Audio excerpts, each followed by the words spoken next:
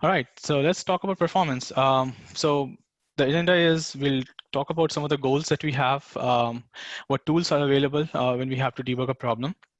And we want to take an example of a case that we looked at, and how all these stats comes together to figure out what's going on in the system. And then we have some key takeaways. So as a goal, we have to identify bottlenecks. More importantly, we need to be able to avoid pitfalls. Sometimes we might start looking into the wrong direction, and how do we backtrack from there? And there are times when we make some changes, we do some tunings, and we should be able to really see the impact of it. The impact may not be very evident just by looking at the throughput or the latencies, but it might be well hidden beneath the layers. So let's talk about the tools. So first, I think is very important, which is understanding the stack. You need to know how the IO is originating, what all layers are involved in it. So that understanding is very crucial. So please do not jump, just don't take perf or any other tool and just start debugging. No, so you have to first understand the system. Then let's talk about the internal mechanisms that we have within ZFS. There's a lot of metrics already inbuilt in ZFS. We have logs, we have counters that can be really helpful to nail down an issue. And if that is not sufficient, we have some external tools, eBPF, system tap, that we can use to get more data out of the system.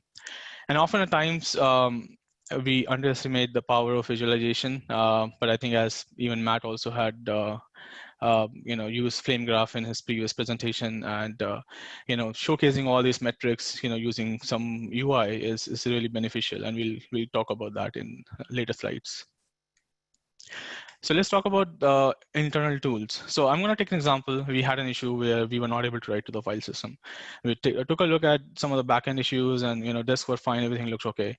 Now it looks like a functional issue. It's not a performance issue. So one of the easiest things that you can do is you can enable the code paths that returns errors. And after doing that, if you dump those logs, there's an interesting entry there, which is a DSL.temp reserve. Basically, we are trying to see if the incoming write can be served on the disk. And we are seeing an error ed start here. So looking at the code, we can quickly find out what's going on. It's not necessarily a performance issue, but still good to know that something can be done quickly without using any tools. And I think one of the reasons why these metrics becomes important is when you're debugging a problem on a customer environment, you may not have leverage to all these tools that you can deploy and make use of it. So all your best tools available are the logs and the counters that you have on the system. So dprintf is what we are basically using here. The only issue that I have with dprintf is very chatty, and logs can roll over very quickly. So be careful about that. So now when we are looking into a performance issue, we have to find clues, what's going on with the pool. One of the handy commands is dpool history. It tells you what's going on. It's important because let's say you have a performance issue, and actually we had a performance issue where, there was a sudden spike in latency for appreciable amount of time, and it was basically when we looked at the history, we saw that there were dataset deletes happening, a lot of deletes happening, and then we kind of we figured out it's a problem with the trims. So it could be really useful. A cool tip: use an IO option. It will give you more information about the when those events were happening. For example, it will dump the transaction group number. So that's just a cool tip. And looking further, we have zpool events, which is important because it can tell you if you're seeing checksum issues on a disk, if your disk is in a degraded state.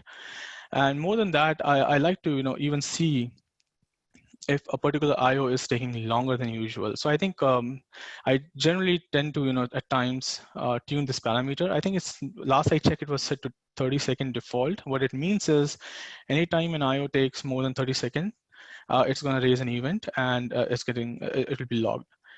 So I generally, put it a small value here, and just to see, out of all the disks I have, if there's any particular disk where I'm seeing higher latencies compared to the other disk. And the typical output that you will get here is you will have a report saying ZFS and delay. It will dump the path of the disk and all the bunch of information. So the next thing is you want to also see whether you are hitting the right throttling. If the writes are coming in and you are not getting a performance, how do you look for right throttling? So the stats to look at is DMUTX. It's a bunch of stats.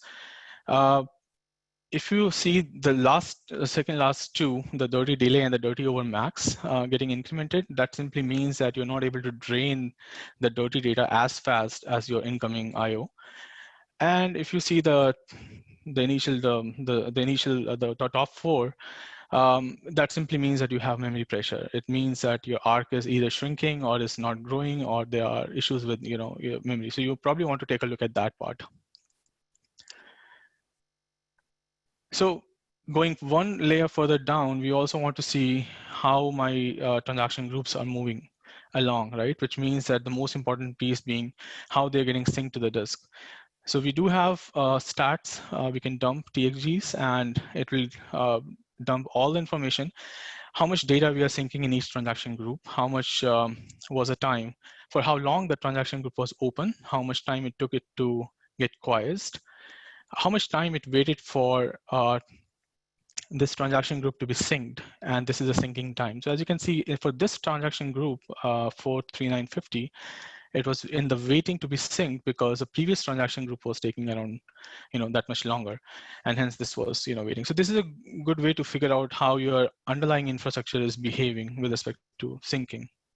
So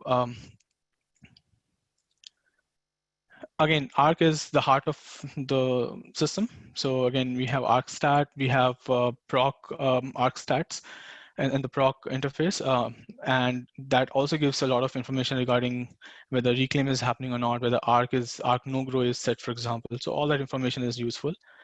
I'm not going to go in all because there's a lot of bunch of information there. And finally, we are in the pipeline stage, and we want to look at the disk performance, how my disks are behaving. So one of the easiest thing that you can do is just to check whether any of your disk is in a degraded state. And then you can run zpool iostat to see how your IOs are happening, like what's the bandwidth you're getting from the pool and so on. But you need more information than this. It's a very high level information. You want to really know,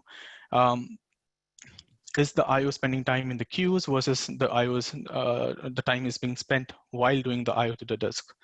And then again, you also want to know how many outstanding IOs you're doing, because that also dictates throughput. And then even the average latency is not good enough. So you also want to see a nice distribution, across different latency buckets. And then last but not the least, you also want to see if these IOs are small versus large IOs, because that again dictates the throughput. So we have all these flavors of zpool iostat, and you can use different options to get different metrics, and they're really helpful in debugging performance issues. So I'm going to skim over these. These are here just for your reference. And one thing I wanted to highlight was the ZFS tuning. Every system is different, workloads are different, and there are times when you want to tune something, or according to your workloads or systems. And here's a link for all the tunables that we have. And the good thing is that this is really very well documented, and it's very easy to understand, what the parameter means and what it can do for you. So this is a good place to start looking into. Obviously, ZFS is running, as a subcomponent in a bigger system where you have CPU, memory, disk, network, and so on. And everything, any of these things can impact, right? So it's important to look at the health of, how much CPU is being spent. Is the CPU is idle or is saturated, or if you have memory available, and so on. So I'm not going to go and talk about these. So these are the basic commands that are available in any Linux VM. So let's talk about some of the external tools. Now, the way I'm going to talk about this is I'm going to take 3 examples that we really digged into in the past, and how we use different tools to really help us out, figure out what's going on. And it's not, there was no preference as such why we chose one tool over the other, because all the tools can do the same thing, but it's just a choice of the tool at that time. So one of the issues that we long ago faced, arc shrinking to cmin. Now we might say, okay, if arc is shrinking, that means you have memory pressure, right? So we said, okay, but there's no load. We cache the arc, we leave the system as it is, we don't do anything on the system, and still arc is moving back to cmin. And then we said, okay, looking at other components, I don't see anything happening. There's no other memory-hungry application running, which is consuming memory or leaking memory. So then we said, okay, one of the things that I know is there could be allocations with the reclaim flag that can also trigger reclamation. So we said, okay, let's look at the allocations that are happening on the system at that time. And the ftrace came to mind. It's the Linux internal tracing tool. So what we did was we mounted the debug file system and we set a filter. And this filter is saying that anything which has a reclaim flag set, and if the order is greater than 4, that means if the request for the allocation is more than 64 kilobytes, I'm going to dump the entry. I'm going to dump the log. And then we enable this log. And the output, what we got was interesting. We saw that there was a request of order of 9, which boils down to 2 meg pages. And we can see the GFP flag being sent GFP trans huge. So looking at the documentation, what this means, we figured out that this has to do with transparent huge pages. And the way we fix this problem was to say, hey, we don't need this. Let's just disable this for us. But I'll be honest, one of the things that intrigued us even at that time was the fact that we did see a lot of reclamation happening. So in the ARC stats, we have this direct reclaim and indirect reclaim counters, direct count and indirect count. And it tells how many times the kernel is trying to invoke the shrinker on ARC as a result of case-swap daemon or as a result of direct reclamation.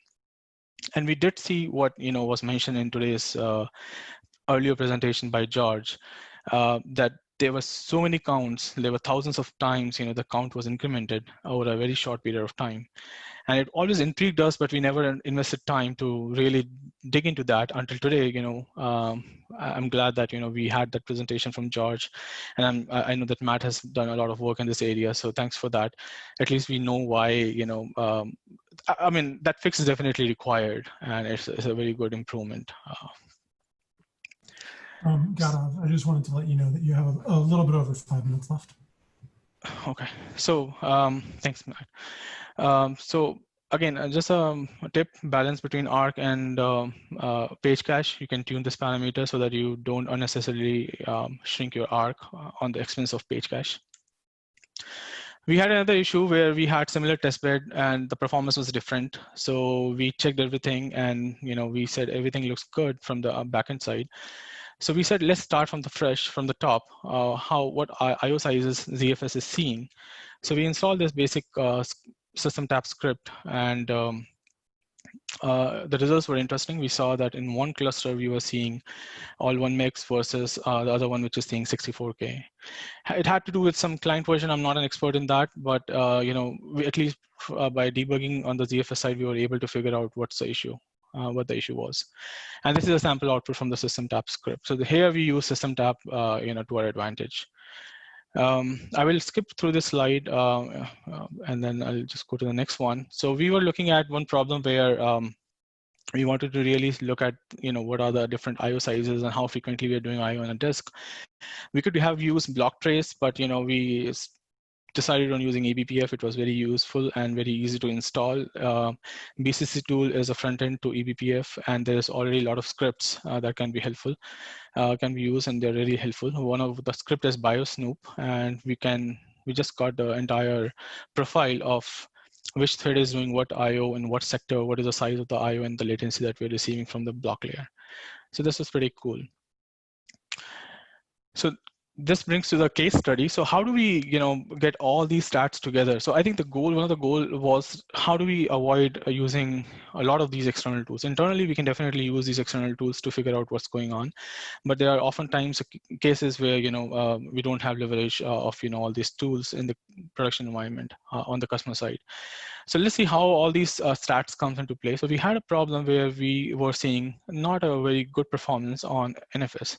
It's a single client, single file write. So as you can see here, writing a 50 gig file using FIO, and the configuration is 12 core, 32 gig memory, and network is 10 gig. For us, the record size was 64K, compression is on, we disable sync because we don't have slog devices, and we, for a very long time, we were thinking that maybe slog is a problem. Maybe the sync IOs are a problem. So we said, okay, let's disable it and see if we can get the throughput. And we have set the aggregation to 1 meg. So this is a general IO flow. We have an NFS client going to the network. NFS server gets a request, sends to the ZFS, and ZFS writes to the disk. So let's isolate the problem. We said, okay, let's just short circuit the ZFS. So we got a 1 gig throughput. We said everything good from the protocol side. So let's look at ZFS. So we did a test directly on ZFS, and then we again got 1 gig. So we said everything looks okay from ZFS side as well. So where the problem is? So it's time to dig deeper now. So before we further dig into this, we wanted to set the stage. The question was, do we have enough metrics? So we added a lot of metrics looking at some of the past problems that we have faced and things that we thought it will make sense, like workload pattern, how much is the latency seen on the POSIX layer, and so on. And then once we have these metrics, how do we consume it? I mean, there are so many metrics, hundreds of them. How do we really look into each and every layer? So we use Grafana and Prometheus. I will not go in these in this detail much, but it's basically storing the metrics and pulling it out from the Grafana. So coming back to the case study, so the first thing that we see is the write request coming in. It's all 1 meg, which is pretty good. That's what we will expect. And then we looked at how many outstanding requests are there in ZFS? Because if there's only one outstanding request, we will not be able to drive the throughput, right? So we see that there are almost around 32 to 64 threads in the kernel doing the ZFS write. So then we look at the ZFS write latency. It's just a profiling of just the ZFS write function, which is an entry point for the write call.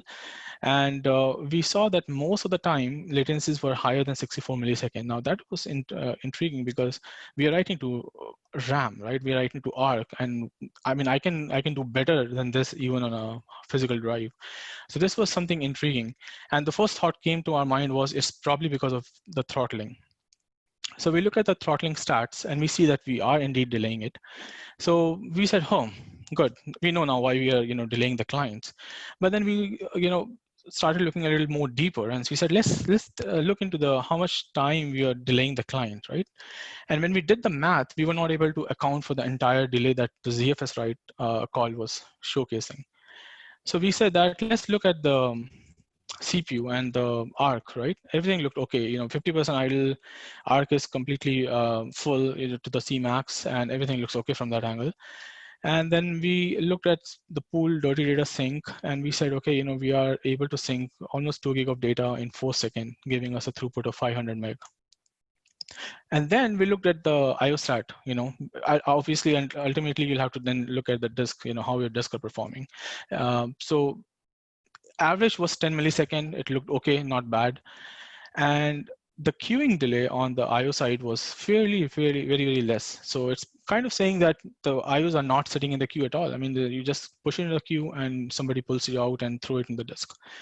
So that was some intriguing part. And this is a new star that we added, just a more concise way of figuring out how my aggregation is working. And not enough basically is what it means is that you only have one IO in the queue and hence you cannot aggregate. Failed means that you have multiple IOs, but you cannot aggregate because they're not contiguous. So we saw a lot of higher count on not enough. So it means that we are basically writing to the queue, but we don't have enough IOs in the queue to aggregate. And that's why we are doing, small IOs. So I will not go through this diagram, but this diagram is showing that, how the write pipeline works. And you need to have enough IOs to aggregate. So Z write issue thread is the one, which is basically pushing to the queue. And so we need to take a look at this to see what this thread is doing. So there are two problems now. So we have a ZFS write latency issue, which is partially explained by the dirty delay that we are seeing. And then there is a problem that Z write issue thread, the writer threads, they're not pushing enough IOs to the queue. So then we looked at the stack traces for these, and on repeatedly, printing these stack traces, we were able to see that they're most of the time contending for a semaphore or for a lock. And when we looked into that, it was basically a dnode level lock. And basically, we have a lot of readers who are taking the lock in reader mode, and there's a writer who is blocked because the readers are there and he's waiting for the readers to give the lock away, and so on. And because of this contention, things were not falling in place. So now we know the problem. but there's a problem again, how to fix it, right? Fortunately for us, this is already fixed. Thanks to all the efforts by Paul, it was fixed as part of this commit. And why did we miss it? Because it was not part of the dot releases, and it was not part of 0.8 release. And it would have been nice if it was included in 0.8, but then, we would have missed the opportunity to look into this performance problem. So just a quick recap after and before and after the patch comparison. Once we took the patch, the performance got a boost from 600 to 1100, almost double. And we can also see the aggregation happening much efficiently after the patch, because we have reduced the contention point. We are sending more IOs to the queue, and we are able to get the aggregation benefits. This is just a recap of what we just talked about. And final, the key takeaways is, I think enough instrumentation can definitely help. And then, having visualization also helps, because now you can side-by-side compare two things and figure out how the individual layers are behaving, to give you a really good understanding of, the change that you have done. So these are some references for you guys to look at, and questions.